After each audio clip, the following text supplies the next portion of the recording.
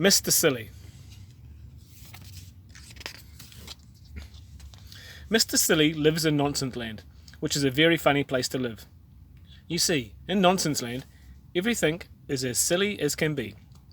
In Nonsense Land, the trees are red and the grass is blue. Isn't that silly?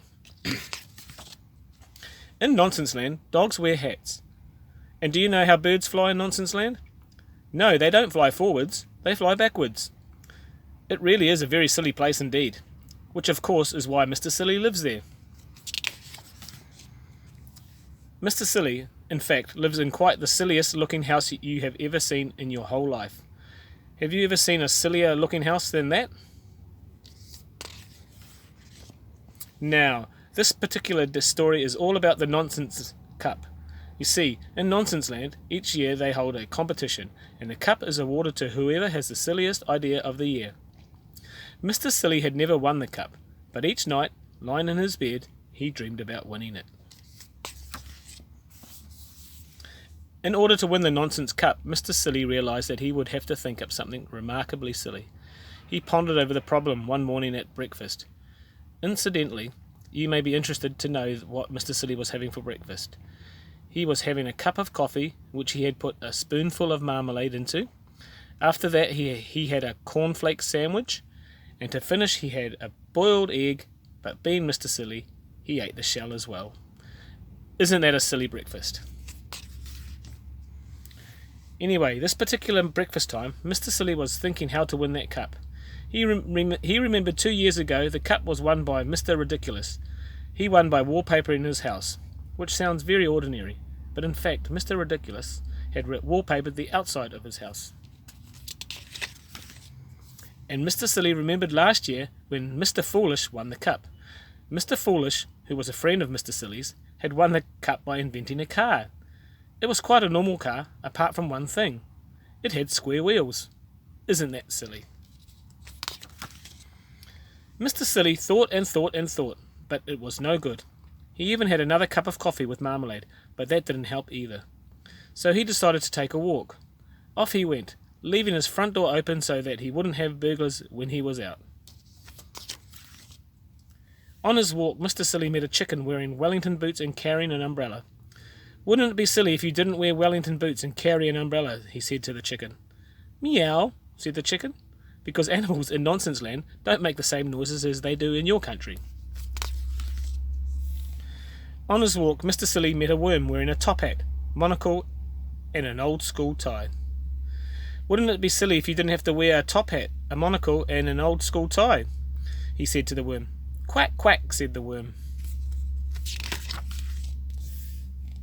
Next, Mr. Silly met a pig wearing trousers and a bowler hat.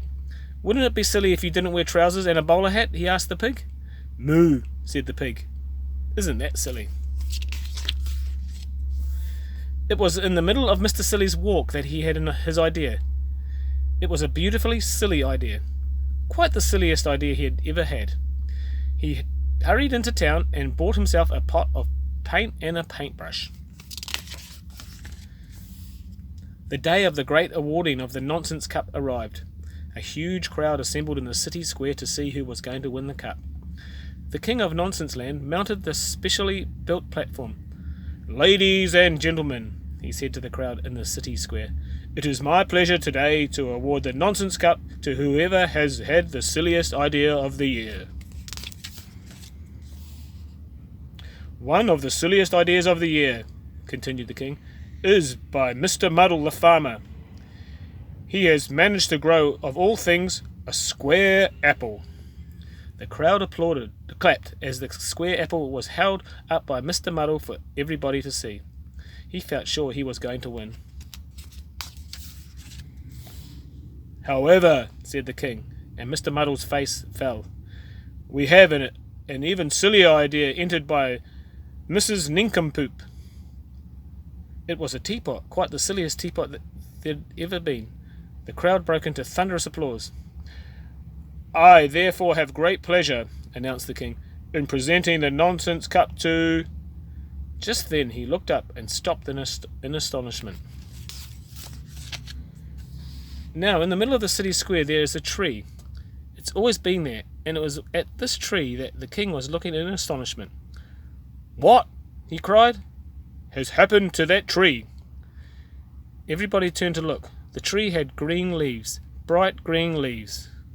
Not red leaves like all the trees in Nonsense Land, but green. There was an amazed silence.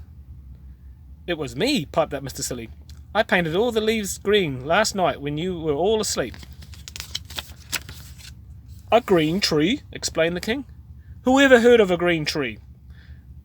"A green tree?" shouted the crowd. "How silly!" And they started to applaud. Mr. Silly smiled modestly. The king held up his hands.